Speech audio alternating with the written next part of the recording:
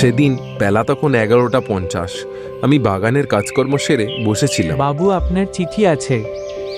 আচ্ছা, দিন দেখি। চিঠিটা হাতে দিয়েই পিয়ন চলে গেলেন, আর আমি চিঠিটা পড়তে শুরু করে দিলাম। প্রিয় অনিন্দবাবু, অনেক বিপদে পড়ে আপনাকে চিঠি লিখছি। আমার গ্রামে ভূতের ভয়ে গ্রাম ছেড়ে চলে যাচ্ছেন অনেকেই। এই ভূতের রহস্য উদ্ঘাটন করতে আপনাকে চিঠি লিখে আমন্ত্রণ জানাচ্ছি। যত সম্ভব তাড়াতাড়ি চলে আসুন। আমিও আর দেরি না করে ট্রেনে উঠে পড়লাম। যাক, ট্রেনটা তাহলে টাইম মতোই ছেড়েছে। রাইট টাইমে আশা করছি পৌঁছে যাব।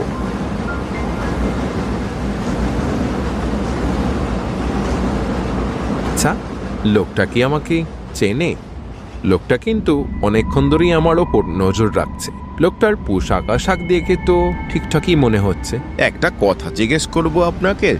হ্যাঁ হ্যাঁ, কি কথা বলুন। আমি যদি ভুল না হই তাহলে আপনি গোয়েন্দা অনিন্দবাবু, কি ঠিক তো? হ্যাঁ হ্যাঁ, আপনি একদম ঠিকঠাকই ধরেছেন।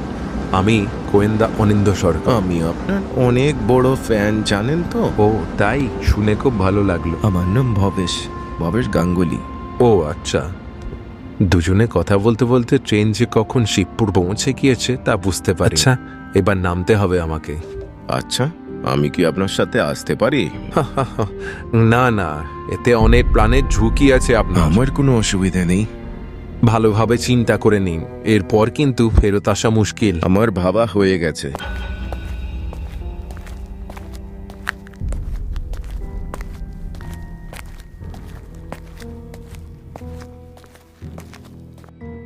দাদা, যাবেন নাকি? হ্যাঁ হ্যাঁ, যাবো। তো বলছি দাদা, কতদূর যাবেন আপনারা? পুরনো রাজবাড়ি। পুরনো রাজবাড়ি? কি বলছেন কি? এত রাত্রিবেলা পুরনো রাজবাড়ি কেউ যায় নাকি? কেন, কি হয়েছে? রাজবাড়িতে যেতে অসুবিধে কেন? রাজবাড়িতে কি এমন আছে? রাজবাড়ির দিকে রাত্রিবেলা যে যায় সে আর ফেরত আসে না বাবু। ভূত আছে, ভূত। ঠিক আছে, আমাদেরকে রাজবাড়ির সামনে নিয়ে চলো, বেশি টাকা পাবে। আর কিছুটা গেলেই রাজবাড়ি। ওরে বাবা, আর মনে হয় ফিরলাম না। বাবু, এটাই হলো রাজবাড়ি। ঠিক আছে, গাড়িটা বন্ধ করো। আপনি আমায় ভাড়াটা দিয়ে দিন বাবু, আমি এখান থেকে চলি। তুমি আমায় 10 মিনিট সময় দাও, আমরা 10 মিনিটের মধ্যে চলে আসবো। বেশ, তাড়াতাড়ি নামো, হারি আপ। ঠিক আছে, এক্ষুনি নামছি। 10 মিনিট। আমার মনে হয় এখানে একা থাকা ঠিক হবে না। না, এদের সাথেই পালাই। ওরে বাবা।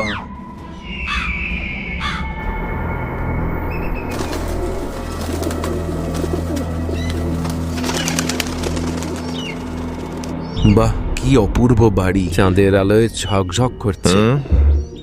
কি ভয়ানক বাড়ি! ওরে বাবা। রাম রাম। এই চুপ।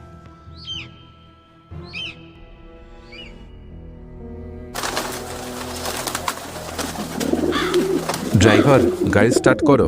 হয়ে গেছে। বলছি দাদা বাবু, আপনারা এখানে কি করতে এসছেন? ইহুদ ধরতে। আপনারা ভূত ধরেন? হায় হায়, আপনাদের আমি অটোতে বসেছি, এই ভূত আর ছাড়বে না আমাকে। তোমার কিছু হবে না, সামনে যে লোকটা দাঁড়িয়ে আছে ওখানেই অটোটা থামিও। আচ্ছা ঠিক আছে, থামাচ্ছি। আমি আপনার জন্যই অপেক্ষা করছিলাম। আমার আসতে একটু দেরি হয়ে গেল। তাতে কি হয়েছে? আপনারা যে এসেছেন এটাই আমার কাছে অনেক বড়। আপনি বিশ্বাস করতে পারবেন না আমি কত খুশি হয়েছি আপনারা এসেছেন। চলুন চলুন, ভিতরে চলুন। ভিতরে গিয়ে সমস্ত কথা বলা যাবেন। আপনারা অনেক দূর থেকে এসেছেন।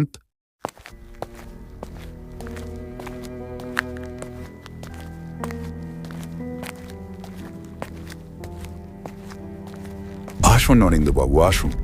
আমি এখনো ভাবতে পারছি না যে আপনি সত্যিই এসেছেন আমার বাড়িতে। বসুন। ওরে, কোথায় গেলি? বাবুদের জন্য চা জানার ব্যবস্থা কর। আমার লাল চা। হ্যাঁ, আমারও পাই। হরি, 3টে লাল চা, ঝটপট নিয়ে আসবি। বলছি, আপনাদের আসতে কোনো অসুবিধে হয়নি তো? না না, কোনো অসুবিধা হয়নি। আশপাশ সময় তারা দিয়ে আমি গাছবাড়িতে একবার ঘুরেও এলাম। তাহলে দেখে কি বুঝলেন? ক্রমশ প্রকাশ্যম। আচ্ছা, এই রাজবাড়ির ঘটনাটা কি? কি আছে এই রাজবাড়িতে? হ্যাঁ, সব বলছি আপনাকে। এই রাজবাড়ি আমাদের পূর্বপুরুষদের। একদিন একটি গোপন বই হরি ঘর পরিষ্কার করবার সময় পেয়ে থাকে। সেই বইটাতে লেখা ছিল যে এই রাজবাড়ির মধ্যে অনেক সোনা হীরের সম্পত্তি লুকোনো আছে, কিন্তু যখন সেগুলো খুঁজে বের করবার জন্য লোক রাজবাড়িতে যায় তখন তারা বলে রাজবাড়িতে ভূত আছে। তারপর থেকে কেউ আর রাজবাড়িতে যেতে চায় না। রাত্রিবেলা মাঝে মাঝে রাজবাড়ি থেকে অনেক রকম আওয়াজ পাওয়া যায়, আর যারা ওই রাজবাড়ির ভিতর লুকিয়ে প্রবেশ করবার চেষ্টা করে তাদেরকে ওইখানেই পরের দিন অজ্ঞান অবস্থায় পাওয়া যায়। এরপর ভয়ে অনেকেই গ্রাম ছেড়ে চলে গেছে। আপনার কাছে হাত জোড় করে অনুরোধ করছি, আপনি এই রহস্যের উদ্ঘাটন করুন। আমি এই রহস্যের সমাধান নিশ্চয়ই বের করতে পারবো, আশা রাখছি। এই হলো সেই বই, আপনার কাছে রেখে দিন। ওয়েডেন হরি, তোর চা হলো? কতক্ষণ সময় লাগবে? আর বড়ি একাই সব কাজ করে তো, তাই একটু দেরি হচ্ছে। আমরা কিচ্ছু মনে করিনি, আপনি নিশ্চিন্তে থাকুন। ওই তো হরি এসে গেছে। এই হলো হরি, ও খুব বিশ্বাসী। হরি, দাদাবাবুদের বিছানাপত্রগুলো ভালো করে গুছিয়ে দিয়ে এসো, যেন কোনো অসুবিধে না হয়। আপনি নিশ্চিন্তে থাকুন বাবু, আমি সব পরিষ্কার করে রেখেছি। বাবু, আপনার ব্যাগটা এই বিছানায় রেখে দিলাম, আর যদি কোনো দরকার লাগে আমাকে একটু হাঁক দেবেন। ঠিক আছে, তুমি এখন যাও। আমাদের দরকার লাগলে আমি আবার ডেকে নেব। 1 মিনিট দাঁড়াও, তুমি রাত্রিবেলা কোথায় ঘুমাও? বাবু, আমি তো ওই নিচে বসার ঘরে সোফার ওপরে শুয়ে পড়ি। ঠিক আছে, তুমি যাও এখন।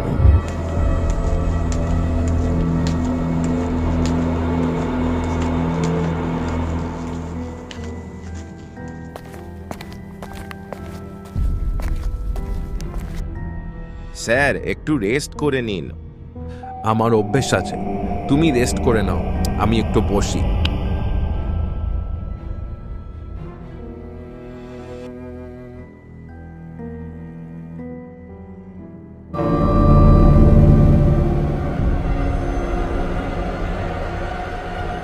ভবেশ, ওঠো তাড়াতাড়ি, আমাদের বেরোতে হবে।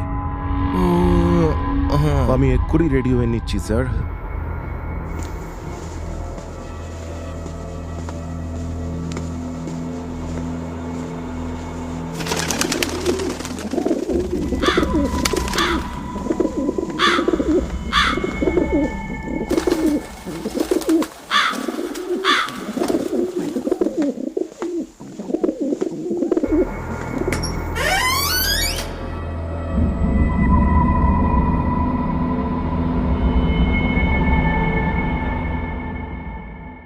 বলছি স্যার, ভেতরে কি যেতেই হবে?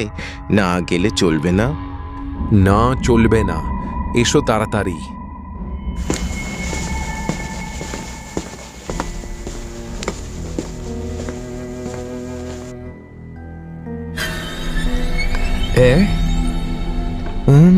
স্যার, এটা কি হচ্ছে স্যার? স্যার, এ তো আলো জ্বলছে নিভছে, এ তো আবার দুলছে স্যার। এটা হাওয়া দিচ্ছে তাই দুলছে। চলো ওদিকে চলো, ওদিকে অনেক কাজ আছে, সময় নষ্ট করলে একদম চলবে না।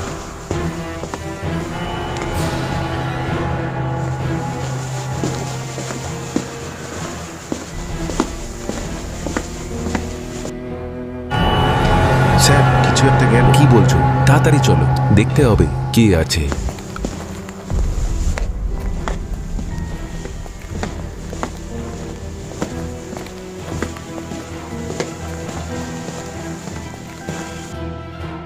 স্যার, আমি কিন্তু ভুল দেখিনি, কিছু তো একটা ছিল। ঠিক আছে, তোমার যখন সন্দেহ লাগছে চলো ভালো করে সার্চিং করো, এদিক ওদিক ভালো করে দেখবে।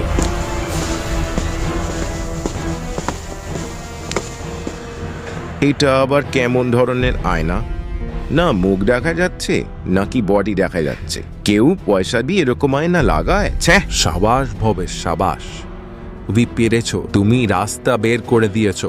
আমি আবার কি করলাম? এই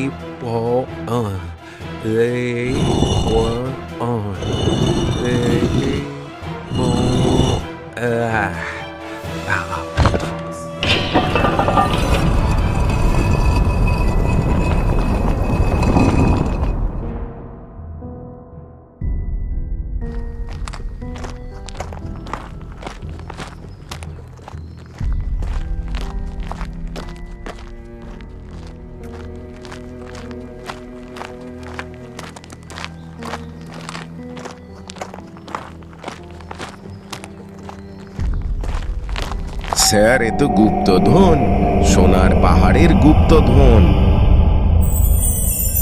গুপ্তধন, রাজবাড়ির গুপ্তধন। ভবেশ, তুমি বিকাশবাবুকে খবর দাও। আরে মশাই, এত তারা কিসের আপনার? আগে তো আমাদের হিসেবটা বুঝে নি, তারপর না হয় সবাইকে খবর দেবে। এই সমস্ত গুপ্তধন আমাদের, বুঝেছেন? যদি একটিও চালাকি করেছেন গুলি করে দেবো কিন্তু। আমাকে গুলি করলে তোমাদেরই লস হবে, কারণ আরো একটা গুপ্তধন আছে। কি বলছেন কি? এটা কি সত্যি? হ্যাঁ, আমি ঠিকই বলছি। এখানে আরো একটা বড় গুপ্তধন আছে, এর চেয়েও অনেক বড়। চালাকি করবার চেষ্টা করলে কিন্তু গুলি করে দেবো, যদি আপনার কথা সত্যি না হয়। তাহলে আসুন আমার সাথে।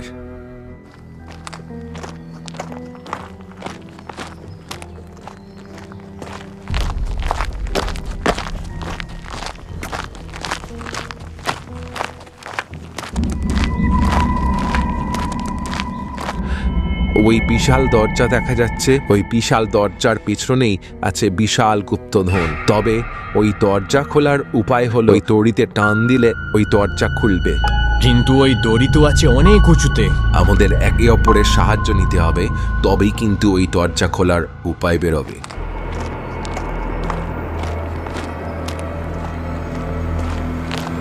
এই দড়ি অনেক উঁচুতে আছে, আমরা একে অপরের উপর দাঁড়ালে হাত পেয়ে যাব। এই আল্লাহ!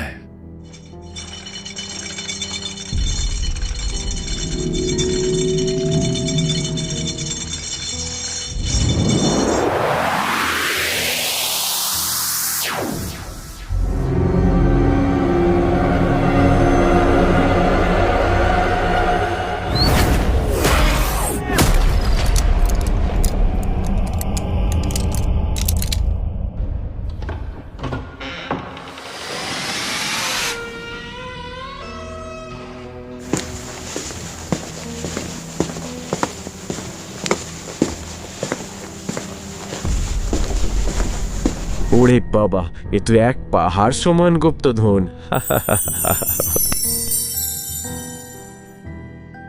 এই সব কিছুই আপনাদের জন্যই সম্ভব হয়েছে। হ্যাঁ, আপনারা বেশ ভালো, বেশ ভালো। তবে এইবার তো আমাকে গুলি করতে হবে, আর তো রাখা যাবে না। এই, তুই আমাকে মারলি, এইবার তোকে আর কেউ বাঁচাতে পারবে না।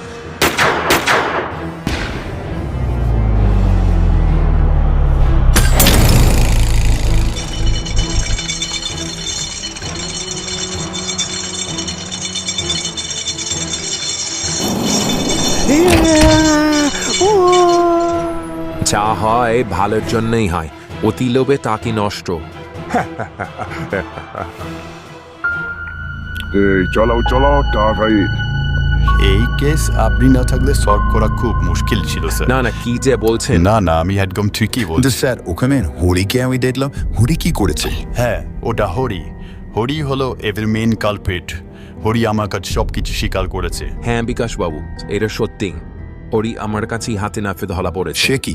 কিন্তু কিভাবে? গায়ে যখন আমরা বাড়ির মধ্যে প্রবেশ করেছিলাম, তখন একটি কালো ছায়া আমাদেরকে পিছু করছিল। তখনই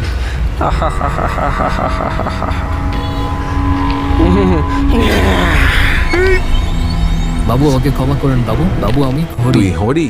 ও, তাহলে তুই ভয় দেখাস সবাইকে? হ্যাঁ বাবু, আমি বুঝছি যে ভয় দেখাই সবাইকে, যাতে এই বাড়িতে কেউ ঢুকতে না পারে।